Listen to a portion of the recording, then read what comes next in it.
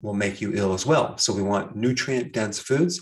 We want foods that enhance nutrient absorption. It means low carb as one of the factors. Now, the two foods that don't trigger insulin, don't create an insulin response, would be fiber and fat, okay? And as far as protein goes, the leaner the protein, the higher the insulin response. In other words, on the insulin index, whey protein and very low fat, lean protein really creates an insulin spike compared to fattier protein. So we really want a higher fat, lower protein ratio in foods if possible. And then nutrient dense. Not only do we want vitamins and minerals and trace minerals and essential fatty acids like omega-3 fatty acids, but we also would like phytonutrients because the phytonutrients give us additional health benefits that go way beyond just the regular vitamins and minerals. So the first food on our list is sauerkraut. Okay, now what makes sauerkraut so darn healthy? Well, in 1 cup of sauerkraut, you have only 6 grams of carbs with 4.1 grams of fiber, giving you a net carb of 1.9 grams. So it's just under 2 grams of carbs for an entire cup. That's incredible. So that definitely fits the definition of low carb, high fiber, and high nutrient because sauerkraut has the highest vitamin C of any food out there. In fact, in 1 cup of sauerkraut, there's over 700 milligrams of vitamin C. And the daily requirements that we need are only roughly around 75 milligrams. And 1 cup of sauerkraut gives us 700 milligrams.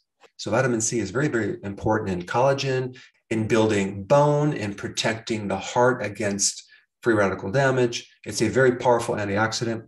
And without vitamin C, you get tired, like in scurvy, your joints fall apart, you can't build connective tissues. And so your skin becomes more wrinkled and you look older. And the thing about sauerkraut, it's a really good pre and probiotic. So it's great fiber to feed the microbes and it's fermented. So it has a lot of friendly bacteria, the type of bacteria that can actually enhance your own bacteria. Because if we compare that to yogurt, which has probiotics, those friendly bacteria in yogurt get destroyed at the stomach level. Whereas the probiotic in sauerkraut survives and it gets into the large intestine. And the other cool thing about sauerkraut is the vegetable is cabbage. And that's one of the cruciferous vegetables. And cruciferous, out of all the different vegetables, have the highest, most potent and powerful phytonutrients of all the vegetables that you can possibly eat. The unique thing about sauerkraut and cabbage is that it's very easy to digest. And if you have digestive problems, cabbage is probably going to be the best vegetable to digest. It does not produce a lot of gas like other vegetables like broccoli. It will spike something called acetylcholine, which will help you have regular bowel movements and increase digestive juices and support your brain and cognitive function. Sauerkraut is very high in lactic acid, which is beneficial to your good bacteria and not very beneficial to the bad bacteria, pathogens. So pathogens cannot exist when there's too much lactic acid. Also, sauerkraut is a really good source of vitamin K2. K2 is made by bacteria. And vitamin K2, which is also in certain fats, helps to keep the calcium out of the joint and out of the arteries and in the bone. And lastly, sauerkraut is very high in vitamin U. Now you're probably going like, what is vitamin U? I put a link down below for more information on vitamin U, but it actually is a vitamin and it has some really cool effects on things like colitis, inflammation of the colon, great effects on ulcers. It's really good on gastritis and acid reflux and GERD and even gut inflammation. All right, number 2, arugula. Now, if you've been watching my videos, I recommend a good amount of salad every single day. And if you're going to eat salad, might as well use a green or a base of salad that has higher amounts of nutrients. And arugula fits that to a T. Arugula is one of the cruciferous vegetables. And so it has a lot of different phytonutrients. It's really good for your liver because it's really good for liver function. And if I have the option of getting arugula, I will always have a salad with arugula way more than other types of salad, especially spinach, because spinach is high in oxalates, which can lead to kidney stones. But arugula is low in oxalates. Oxalates bind with calcium and can form kidney stones. And arugula has a really great flavor. It's kind of like a peppery, sweet, spicy, hot flavor. And it doesn't need much to season it. So sometimes I'll just add the extra virgin olive oil and maybe a little sea salt, and that's it. Arugula is really good for inflammation. It has very high anti-inflammatory properties. Arugula is also high in nitric oxide, which is good for libido and erectile dysfunction, and for cardiovascular health because it supports the endothelial walls, that's the inner part of the arteries, and you can develop clots and plaquing. Arugula is also high in calcium, potassium, folate, magnesium, vitamin C, and K1. And lastly, arugula has some pretty potent anti-cancer effects. All right, the next food on the list is salmon. Now, of course, I would always recommend getting the wild-caught salmon and the type of salmon that is the fattiest type of salmon. I also like to keep the skin on it because there's some serious extra fat right beneath the skin.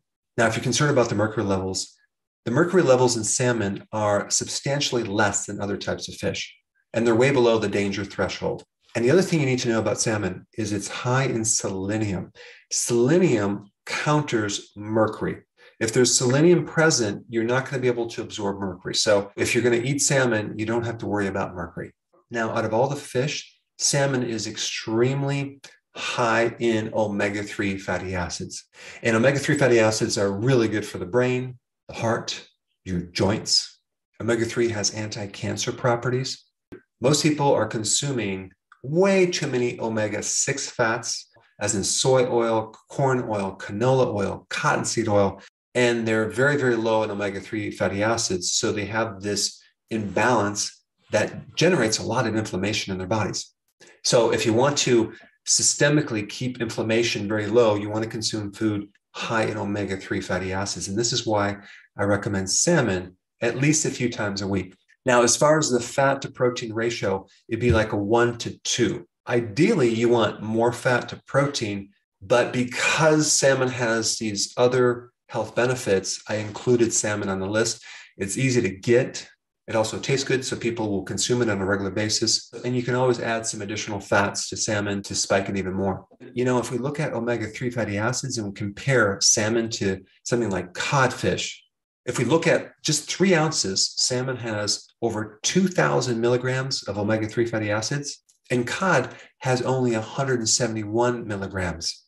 Let's see, 2,000 to 171 milligrams. I think I'll go with the salmon. And salmon is high in potassium, zinc, and calcium. All right, the next one on the list is cod liver. Now, before you turn your nose up to cod liver, just hear me out.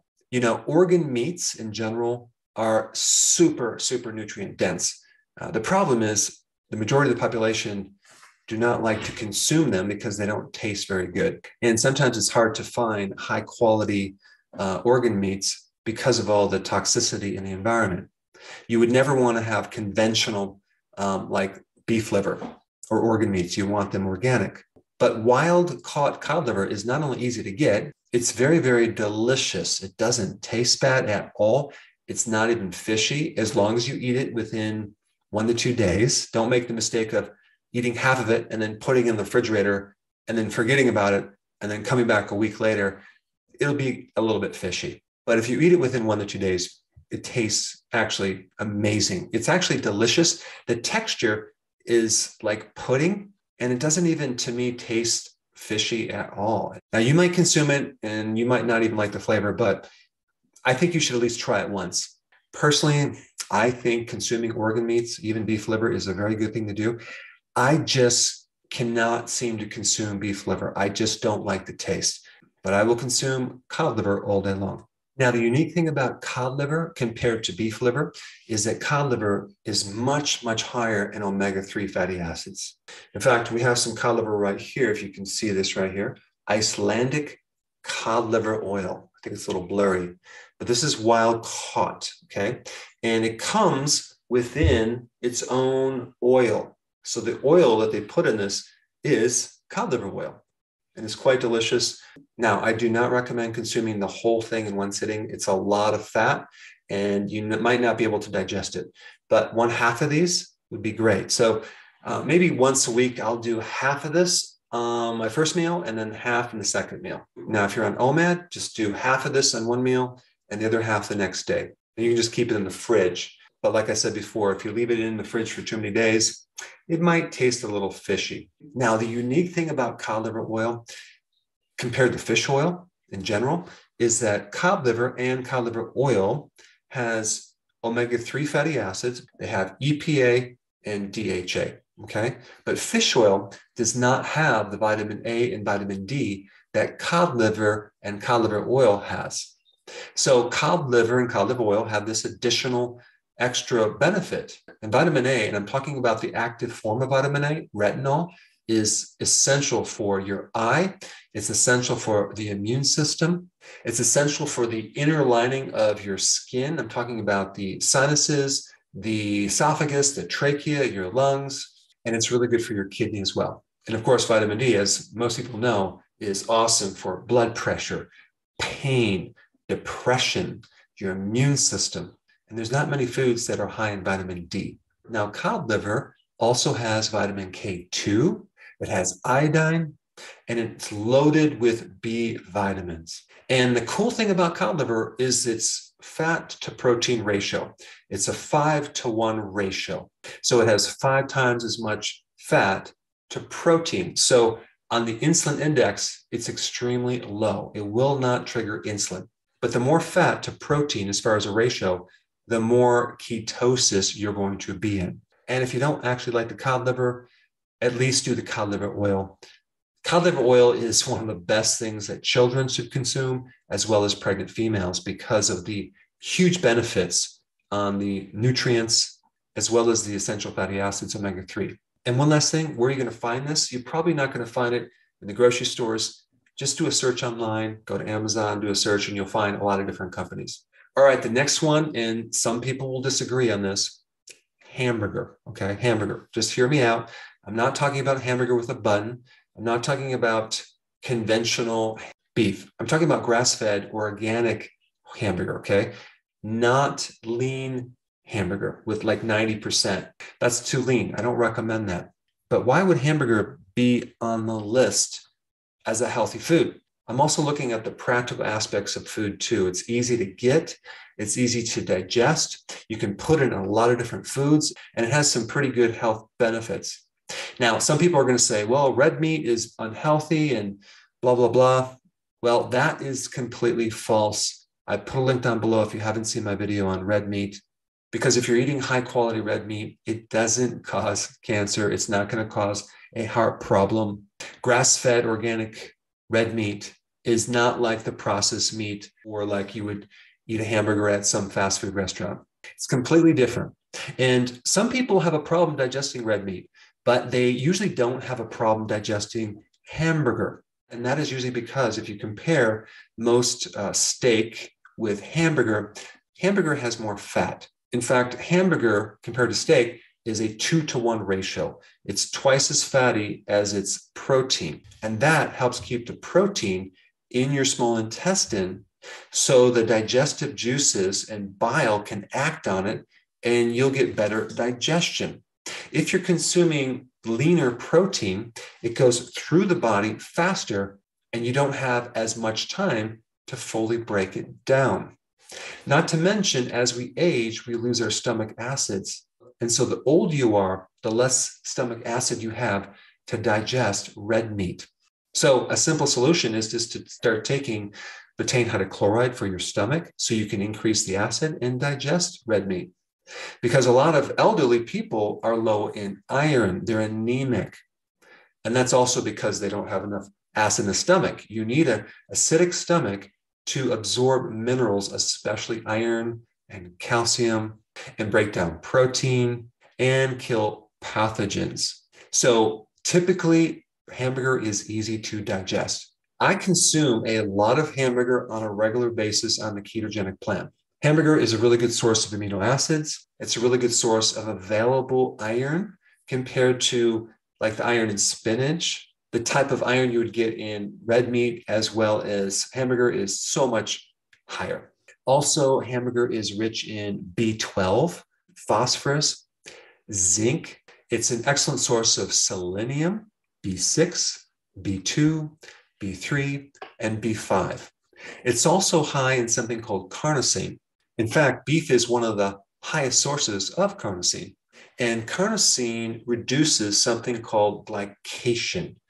Glycation occurs naturally on our bodies and promotes aging. Glycation is when you have a sugar that attaches to a protein or a sugar that attaches to a fat, and it binds it up and it makes it unavailable. So it kind of clogs up the body. And if you're consuming carbs with sugar or carbs with fat, you're going to have a lot of glycation. So carnosine inhibits glycation, decreases inflammation, and carnosine also helps your immune system. Now, hamburger also has a lot of creatine, and creatine improves exercise performance, exercise endurance, and can promote muscle growth and muscle mass. Now, there are other meats that are higher in fat, like duck and lamb, but even pork. But I picked hamburger as something on the list that's very practical, easy to get, tastes good, and has a lot of health benefits. All right, the next one on the list is pecans. Now, I wanted to pick foods in different categories. Since a lot of people consume nuts, I wanted to talk about the healthiest nut of all the nuts and the reason why. Now, out of all the nuts, pecans have the lowest net carbs. And as you can see, there are my pecans right here. And I love to just take like a handful of pecans right after a meal. And it gives me a good amount of fat, and it's very satisfying after a meal. Now, the carbs in pecans per cup is 14 grams. And it has a good amount of fiber, like 10 grams. So that gives us a net carb of only 4 grams for an entire cup. Now, remember, you're allowed up to 50 grams of carbs if you're on keto. So 4 grams are insignificant. And the fat content is pretty high. It's like 71 grams. Now, there are other nuts that have higher amounts of fat, like macadamia nuts and pistachios, but pecans have the lowest net carbs. And pecans have a very good ratio of fat to protein. It's like 7 fat to 1 protein. So that's going to be very low on the insulin index. Pecans are very rich in zinc and copper. Zinc and copper always balance each other out. So anytime you have a food that has both zinc and copper, that's a good thing. But pecans are also loaded in vitamin B1. So if you have stress, you want to definitely have pecans as part of your diet. Now, pecans, out of all the nuts, are very low in oxalates. Again, oxalates can bind with calcium to form kidney stones. And pecans are really good for the heart. They're good for your blood sugars.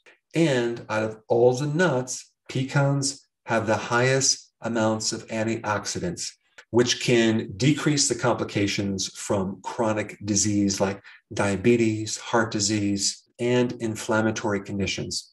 And consuming pecans are very easy to digest.